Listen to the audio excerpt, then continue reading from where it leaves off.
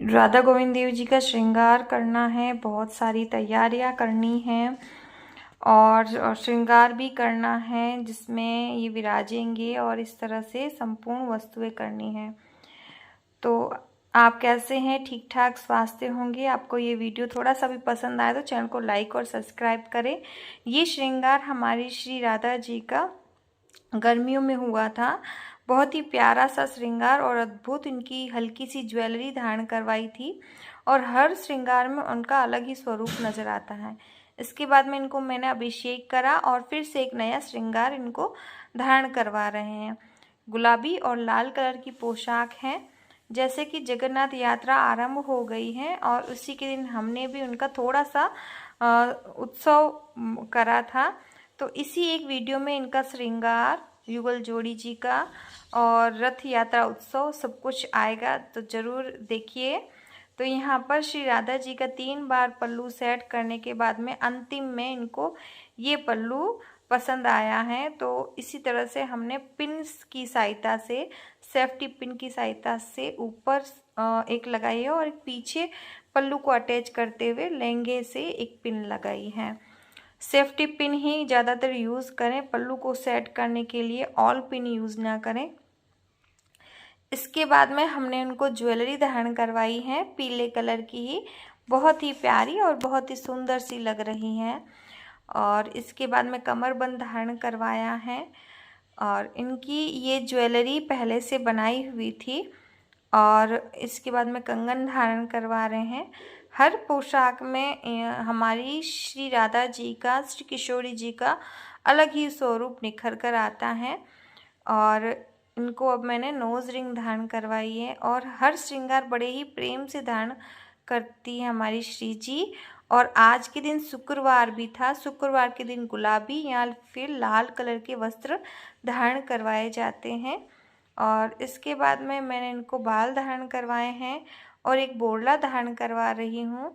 उसके ऊपर मैं एक चोटी लगाऊंगी गूंथी हुई और उसको क्लेचर से अटैच कर दूंगी कि यहाँ पर मुझे इनको माथा पट्टी भी गुलाबी कलर की इस तरह से धारण करवानी है, जो कि बहुत ही सुंदर सी लग रही है। ये हाथ से बनाई गई है, मोतियों और कुंदन को अटैच करते हुए। अब एक साइड से मैंने ऑल पिन लगाकर बालों में जुड़े पिन के तरह सेट कर दिया है माथा पट्टी को। माथा पट्टी कर लगाने के बाद से ही श्री राधा जी का स्वरूप बहुत प्यारा आ जाता है। इसके बाद में एक कैरी मैंने इनको लगाई है जो कि बहुत सुंदर लग रही हैं। पल्लू धारण करवाया है और बहुत ही प्यारा सा स्वरूप इनका निकल कर आ रहा है। और थोड़ा वीडियो स्पीड में है। और यहाँ पर इनको हाथ में पुष्प धारण करवाए हैं, हाथों में अंगूठी धारण करवाई है।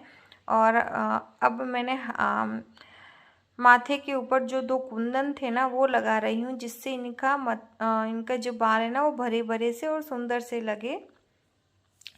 हर बार इनका स्वरूप अलग ही नज़र आता है। जैसे कि अगर आप श्री राधा जी का रोज़ हमेशा से श्रृंगार देखते हैं तो हमारी बहुत सी सखियाँ हैं जो इनके श्रृंगार का इंतज़ार करती हैं और उनको इनके हर अलग श्रृंगार देखने का बड़ा ही बेसब्री से इंतज़ार रहता है। अब हम श्री गोविंद देव जी का श्रृंगार करेंगे। हमारे गोविंद देव जी को मैंने 2-3 बार अलग तरीके से पटके धारण करवाने के बाद में कमर पर ही ये पटका धारण करवा रही हूँ, क्योंकि इनको नहीं पसंद आ रहा था यहाँ वहाँ। इस बार इनको बहुत ही अलग सा श्रृंगार करवाना है, जैसे कि हमेशा करवाते ही हैं। और इस वीडियो में मैं आपको हमारे कान्हा जी के बालों का श्रृंगार किस तरह से अलग तरीके से हमें करना है वो भी मैं बताऊंगी। तो यहाँ पर मैंने इनको शॉर्ट हार पहनाया है, इसके बाद में लॉन्ग हार पहनाया है। देखिए लॉन्ग हार हाथ पर ऐसे टिकता नहीं है, गिरता रहता है, इसलिए यहाँ पर हम ये बटरफ्लाई या फिर कुंदन लगा देंगे ना तो ये हार अच्छे से रहेगा, खिसकता नहीं है। जब हम हमारे प्रभु जी का श्रृंगार करना शुरू करते हैं ना, तब धीरे धीरे खुद से ही ये अपनी पोशाक बनाना, अपना श्रृंगार करना खुद से ही सिखाते हैं। हमें किसी से सीखने की ज़रूरत नहीं रहती है। प्रभु अपने भक्तों पर इतनी कृपा करते हैं ना, उस कृपा का कोई अंत ही नहीं है। हम हल्का सा श्रृंगार करके खुश हो जाते हैं, ये नाम लेते हो कि हमने श्रृंगार करा है, लेकिन इनकी कृपा देखिए कि हम हमारे बस में ये रहते हैं, हम चाहते हैं तब इनका श्रृंगार करते हैं। कभी नहीं कहते हैं कि ये चुभने वाले वस्त्र हमें क्यों धारण करवाए हैं। पर प्रभु की लीला बहुत ही अपरंपार है। तो यहाँ पर हम इनको बाल धारण करवा रहे हैं, तो जो नॉर्मल बाल होते हैं ना, वही मैं इनको धारण करवाऊंगी। और ये एक जूड़ा आता है जो मिल जाता है हमें 50-60 रुपए का, उसको मैंने खोल कर इलास्टिक निकाल लिया है। अब मैं इसको इस तरह से देखिए गोल गोल घुमा दूंगी।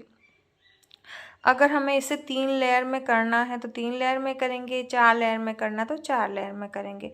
तो यहाँ पर ये लेयर बन गई है और अब हम इसको जूड़े पिन से अटैच कर लेंगे। और यहाँ पर जूड़ा पिन हमें तिरछी लगानी है, सीधी नहीं लगानी है। सीधी लगाएंगे तो हमारे प्रभु जी के सर में लगेगी, तिरछी लगाएंगे तो नहीं लगेगी, सिर्फ बालों में ही अटैच होगी।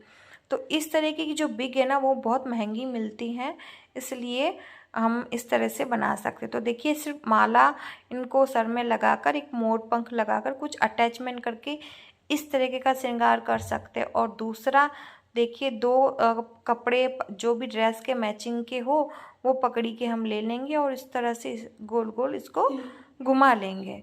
घुमाने के बाद में इसको हम देखिए इस तरह से बांधेंगे ना, तो बहुत ही सुंदर सी एक पगड़ी बन जाती है बालों के साथ, जो कि हमारे प्रभु को बहुत प्यारी लगती हैं। और गर्मियों के हिसाब से इस तरह की खुली खुली सी पगड़ी बहुत सुंदर लगती है।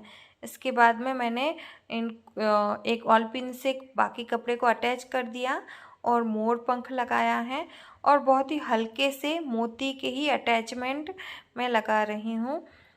और जो यहाँ पर सूट करे वैसे अटैचमेंट हम इसमें लगा सकते हैं। तो यहाँ पर मैंने एक पीला पुष्प लगाया है, पीले कलर की मोतियों की लड़ तार में पिरो कर रखी हुई थी, तो वो मैंने गोल गोल करके लगाई है।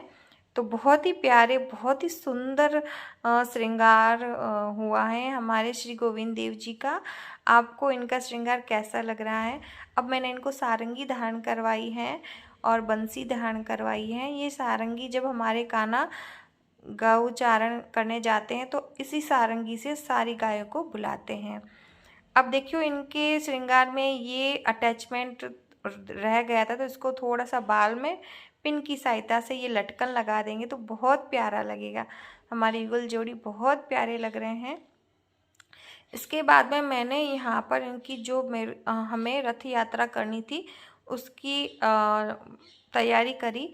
तो पहले मैंने सोचा इस हाथी वाले बाजोट को भी साथ में ज्वाइन करेंगे, लेकिन नहीं हो पाया।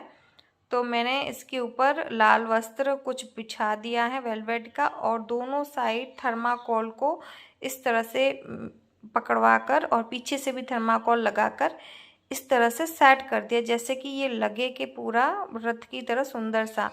अब ये जो फूल जो मिलते हैं, फूल पत्तियाँ अलग से मिलती हैं, उसको मैं इसके अंदर लगाती जा रही हूँ। ये छोटी छोटी चिड़ियाँ हैं और तितली हैं, फूल हैं, उन सब से मैं डेकोरेशन कर दूंगी इसके चारों ओर। ये और एक रथ के जैसा हमें नज़र आएगा। देखिए 12 दिन तक रथ यात्रा चलती है। इन 12 दिनों में आप कभी भी रथ यात्रा अगर अपने मन से करना चाहते हैं तो कभी भी कर सकते हैं। तो यहाँ पर मैंने पुष्प भी लिए हैं और भोग में मैंने जल, किशमिश, मिश्री रखा था और तुलसी भी रखा था।